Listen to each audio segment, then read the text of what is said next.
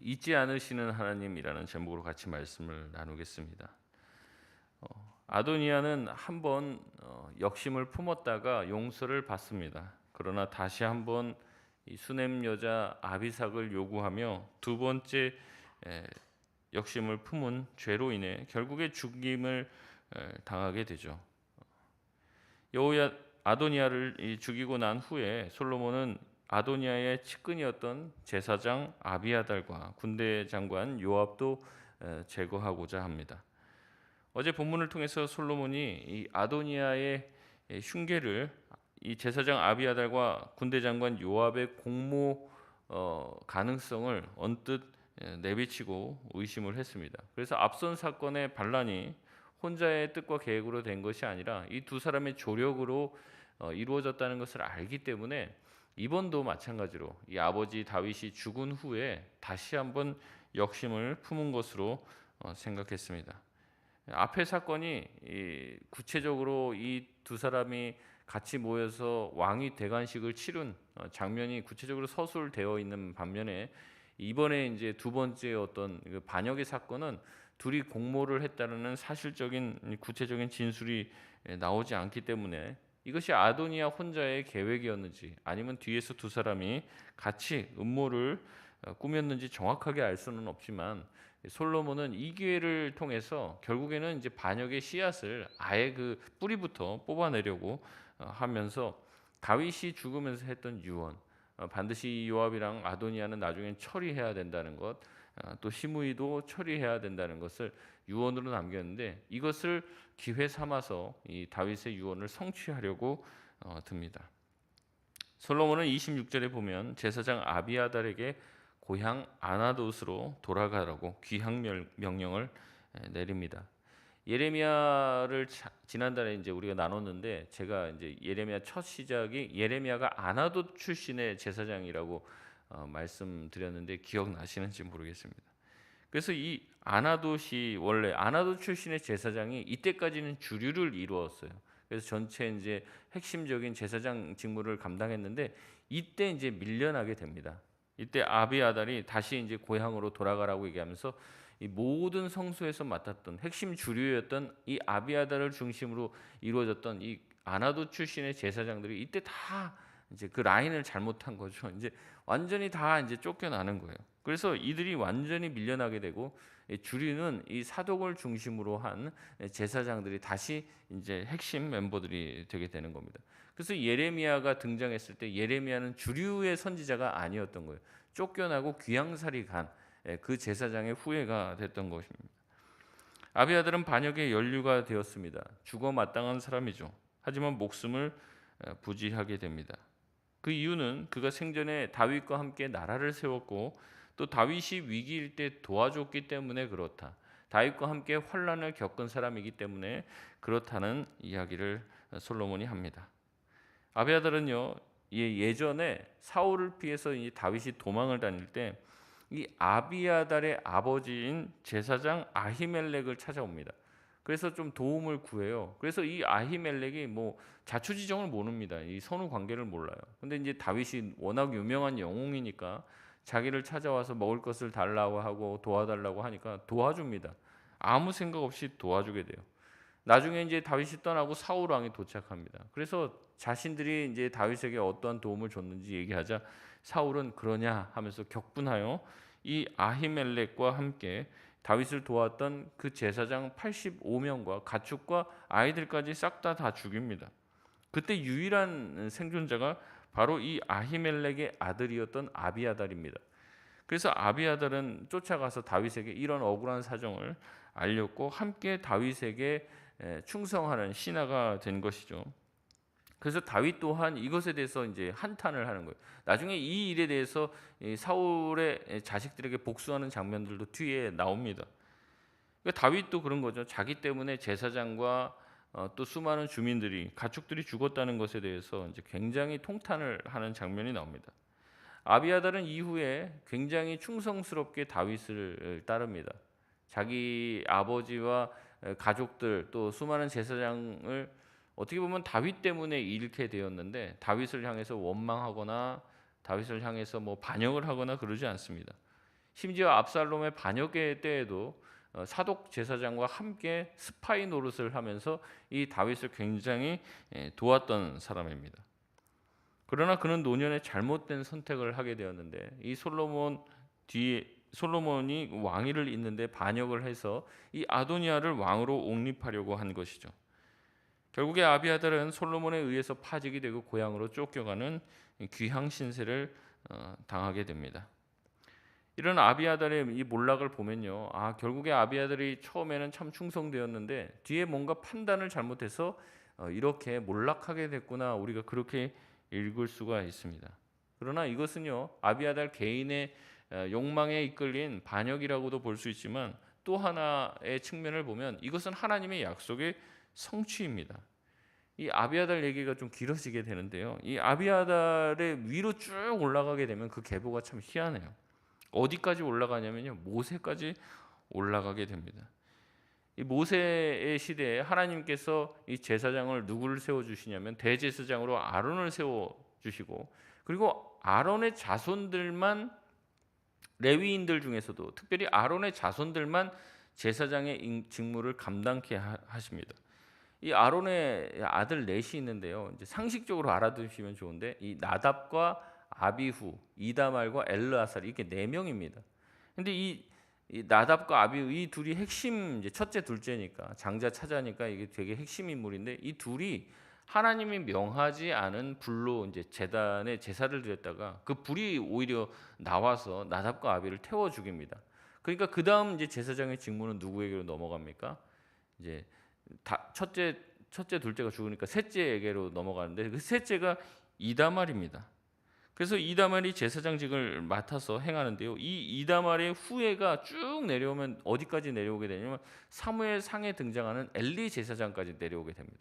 그래서 엘리 제사장 가문이 이제 그 이다말의 후예가 된 거죠. 이제 아론의 셋째 아들인 이다말의 후예가 됩니다.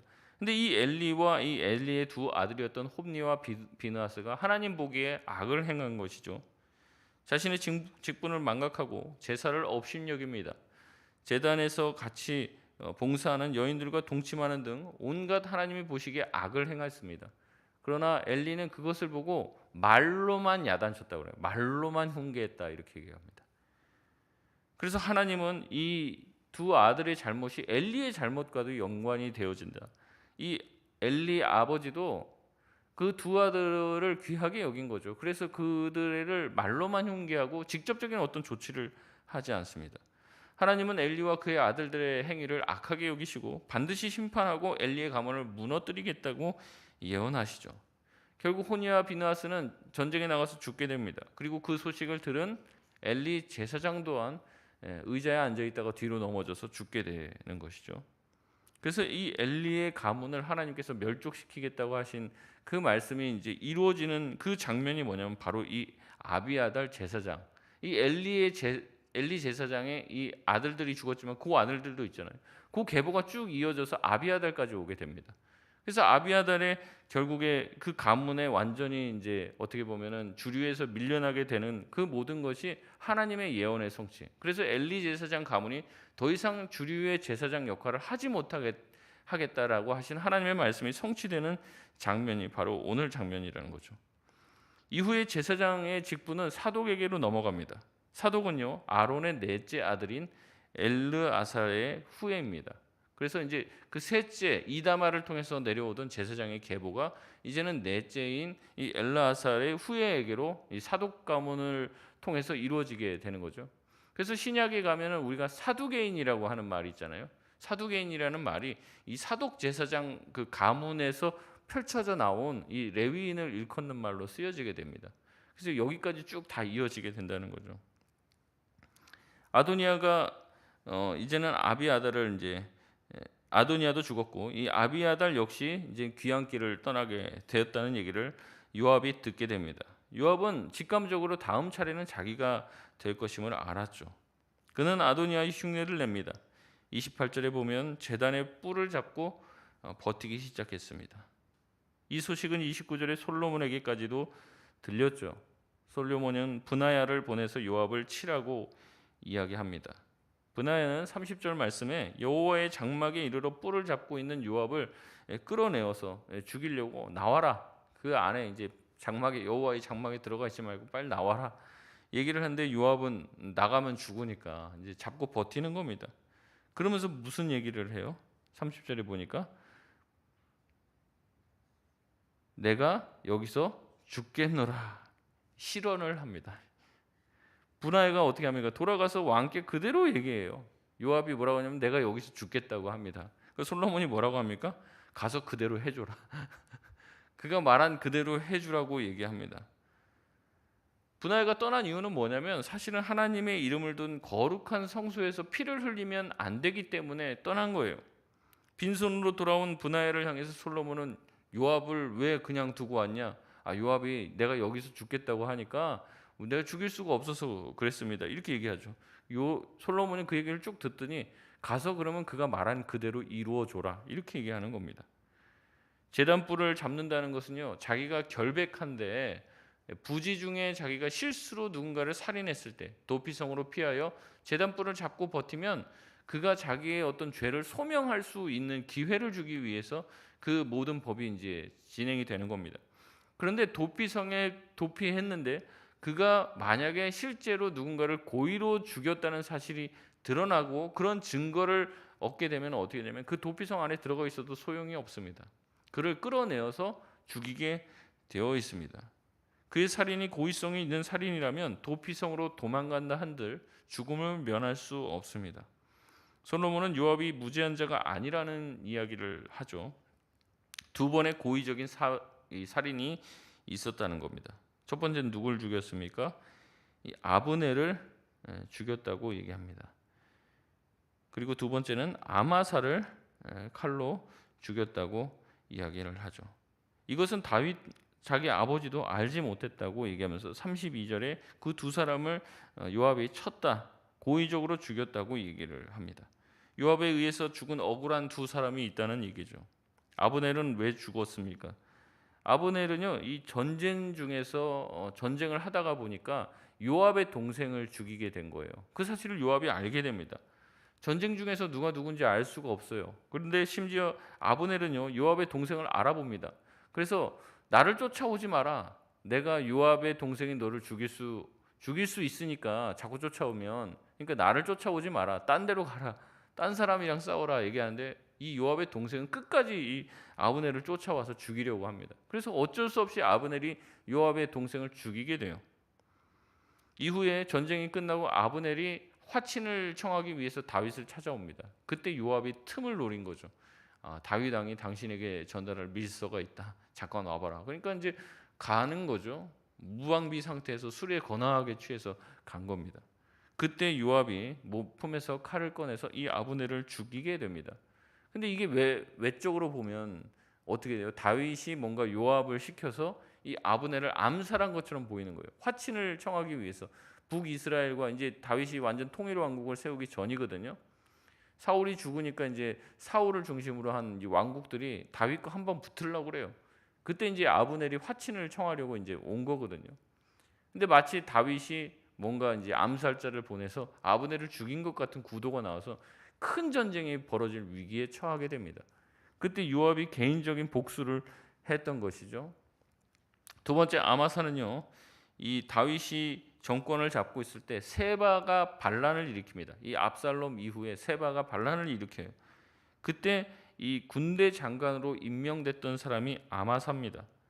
그는 압살롬의 장군이었지만 다윗은 그를 품어주고 그를 높이 세워줍니다. 그래서 다윗의 군대 장관이 되었어요. 이 모습을 보고 이 요압이 시기한 거죠. 내가 군대 장관이 돼야 되는데. 이 아마사라는 사람이 어떻게 보면 반역자죠. 그런데 이제 군대 장관으로 다윗이 세우니까 이제 셈이 나는 거예요.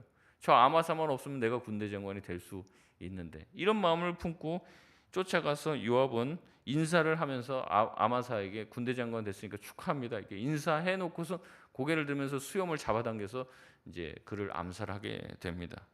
그리고 나중에 자신이 이제 군대 장관이 되는 것이죠. 그러니까 요압은 이런 인물이었습니다. 자기의 어떤 권력과 야망과 개인적인 복수를 위해서 언제든지 사람을 죽일 수 있는 사람이었고 그런 증거를 이 솔로몬은 알고 있었다는 거죠. 그러기에 솔로몬은요, 요압을 살려두는 것보다 요압을 죽이는 것이 하나님의 의를 이루는 것이고, 아무리 도피성에 피하고 제단불을 잡았을지라도 그가 고의적인 살인을 했기 때문에 그를 죽여도 하나님은 뭐라고 하지 않을 것이고, 오히려 그를 죽이는 것을 하나님이 더 기뻐하실 것이라고 이야기하며 뭐라고 합니까? 다시 돌아가서 그가 말한 그대로 행하라. 자기가 여기서 죽겠다고 하니까 거기서 죽게끔 해라라고 이야기하며 분하야를 돌려보냅니다. 결국에 분하야는 올라가서 그를 쳐 죽였다라고 얘기하고 그가 광야에 있는 자기 집에 매장되었다고 기록하고 있습니다. 말씀을 맺겠습니다. 하나님은 모든 것을 다 기억하고 계십니다. 그래서 어떻게든 돌고 돌아서 반드시 그가 행한 대로 모든 대가를 치르게 하시는 거죠. 우리의 헌신과 우리의 충성도 기억하지만 우리의 죄과도 주님이 기억하신다는 것을 우리는 알고 있어야 됩니다. 물론 하나님은요, 좋으신 분이기 때문에 우리가 행한 그대로를 다 우리에게 보복하시지는 않습니다. 만약에 그렇다면 뭐 여기 살아있을 사람이 어디 있겠습니까? 하나님은 참고 기다려주시고 용서해 주시는 거죠. 하지만 하나님이 기억하고 계신다는 것을 우리가 알고 있어야 돼요. 하나님이 오래 참고 우리를 용서해 주심을 이용해서는 안 됩니다.